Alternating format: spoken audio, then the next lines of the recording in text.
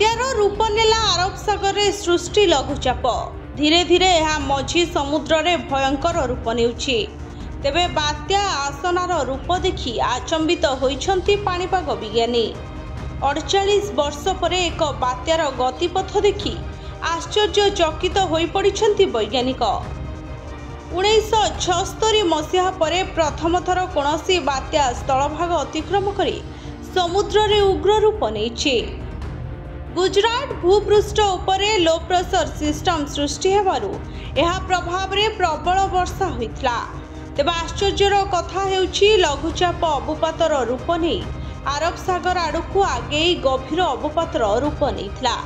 आउ एबे एहा बात्यार रूप नैछि। एही बात्या को आसना नामित करा जायछि।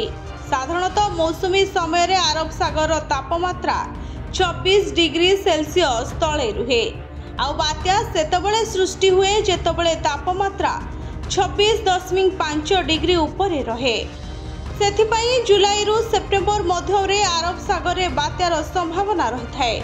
आउ एबे आसना बात्या गुजरात उपकूलर 170 किलोमीटर दूर रे रहिछि। ओमान आड़कू आगौछि बात्या आसना। ब्यूरो रिपोर्ट भंजौता न्यूज।